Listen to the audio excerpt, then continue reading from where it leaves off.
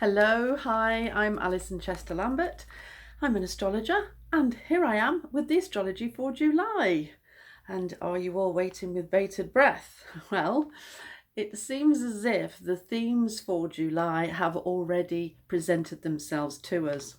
And what you may find is that it's all about family.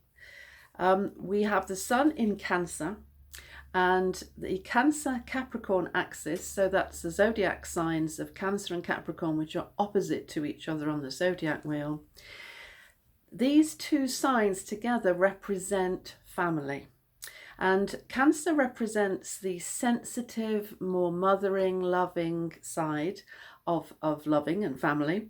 And Capricorn represents the more disciplinarian, the more authoritative, the more no, you can't do that and you've got to do your homework and make sure you're punctual. So much more of a sort of an authoritative figure.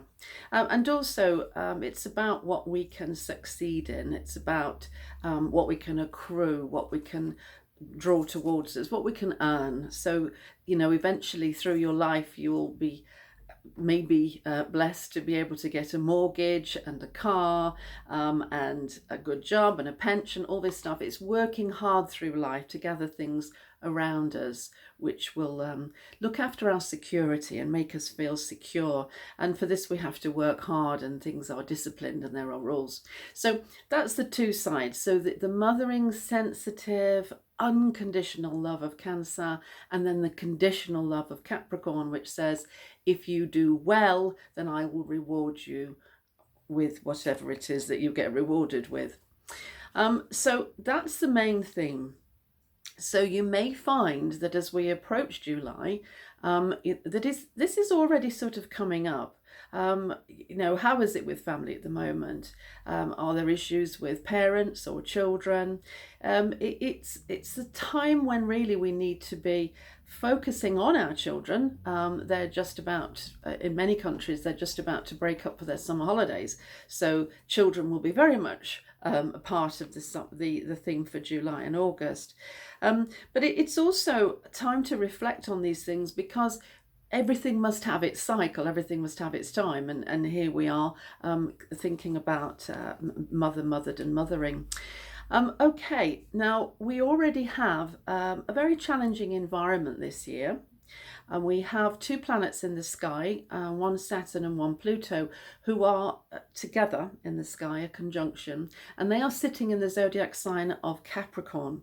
So we already have this heavy planetary focus on Capricorn, and now the Sun has got into Cancer. So these things are now opposite to each other. So we have the Sun and its attendant planets on one side of the Earth, and we have Saturn and Pluto on the other. And this tends to bring attention in. It also tends to bring an energy which is revealing.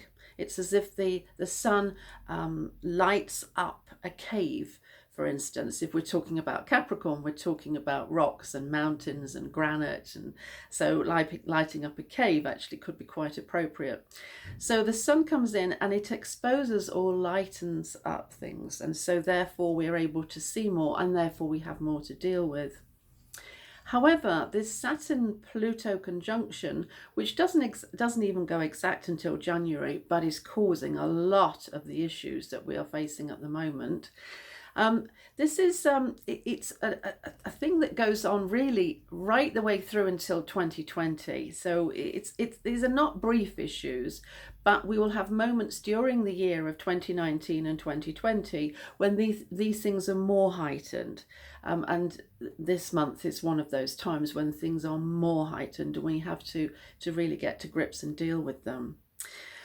Okay, so I'm just looking at my notes as usual, as you know. And so, oh yes, the other thing to add is that the Saturn and Pluto conjunction is square, or it is at 90 degrees to one of the dwarf planets called Eris, a planet which is known for its troublemaking energy.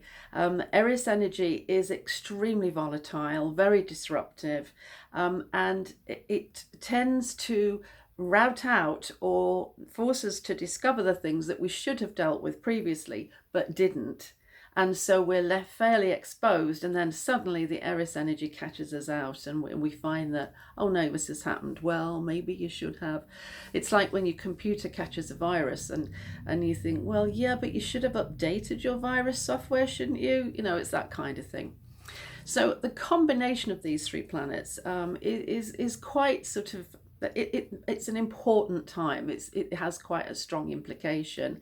The last time we had something like this with Saturn, Pluto, and Jupiter coming in soon as well, oh, was so many years ago. It's not something that you get every day, so it is sort of like life-changing stuff.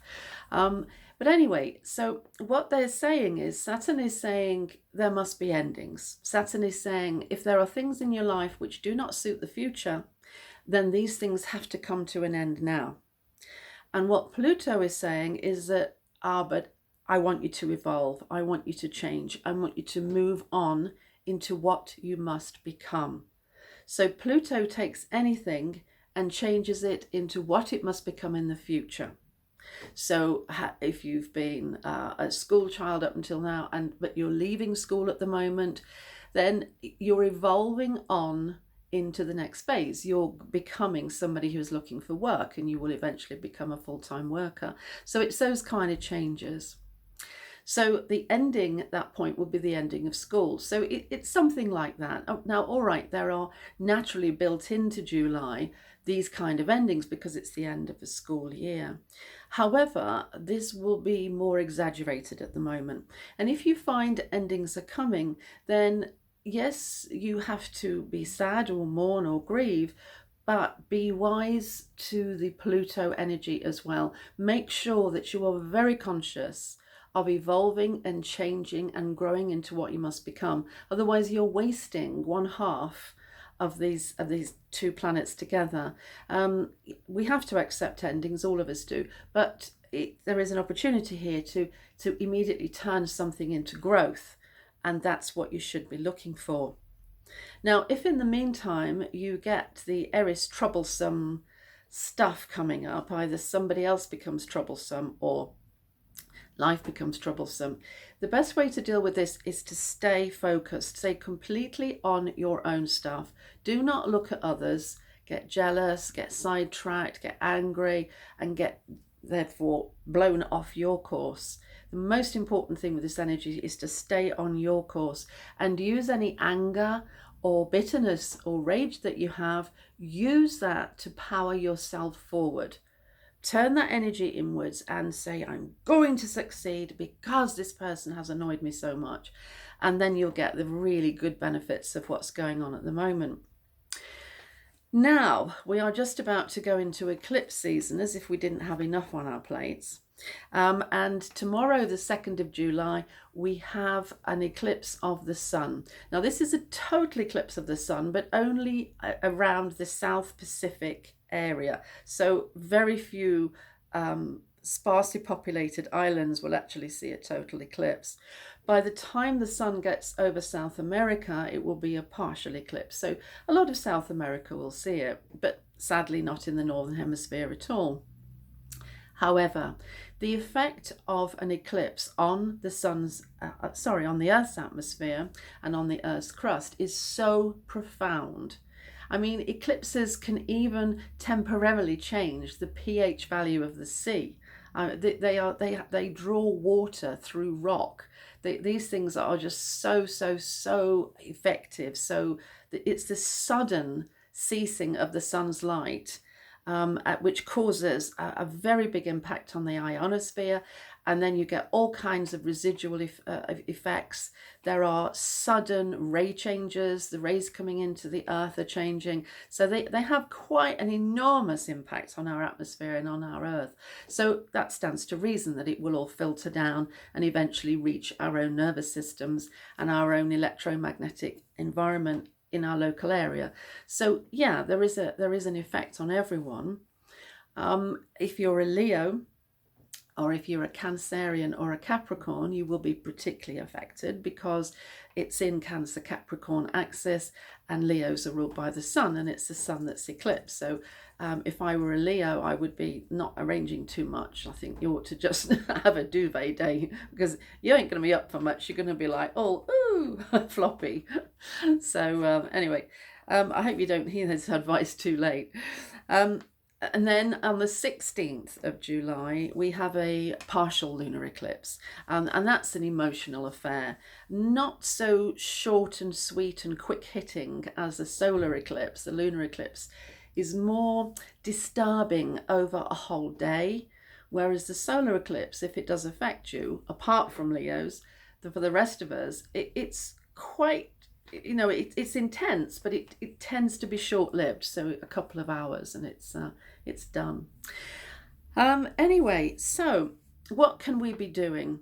We need to test our security. Now that's our emotional security and our physical security. We need to be thinking about financial security. Maybe we could be looking at our tax affairs or our pension affairs. Maybe we could looking at our homes. What kind of repairs can we be doing to them? Do we have the right home? If we're thinking of selling, then this is a good month to actually start evolving into that process. It's a great time for any kind of emotional or physical security for the family, and it's a time when it can be reinforced. It's not all about breaking down, it's also a time for reinforcement. So in the summer, mothers spend more time with their children because they're not at school. Emotional reinforcement, for instance. So a difficult and challenging month because it is part of 2019 and the whole year is a little bit challenging for all of us. However, we have some sort of definite things that we can look at and concentrate on, and that's good because it means we're not sort of helpless, you know, oh, I can't do anything about this. Yeah, there are some specific themes that we can concentrate on, and those will be good for us. So do those that I've just been talking about. The emotional, the lunar eclipse of the 16th contains some very powerful emotions, which you may want to use to consider things, bring things up from the past, any issues to do from childhood, etc., which need healing. A good time to bring those up, to reflect. This is a feminine axis, so it's a yin energy. So it can be more about psychology and what's happening in your inner world, and not so much about the outer world. If you do get the outer world, like I say, it will be to do with homes, families, children, that kind of thing.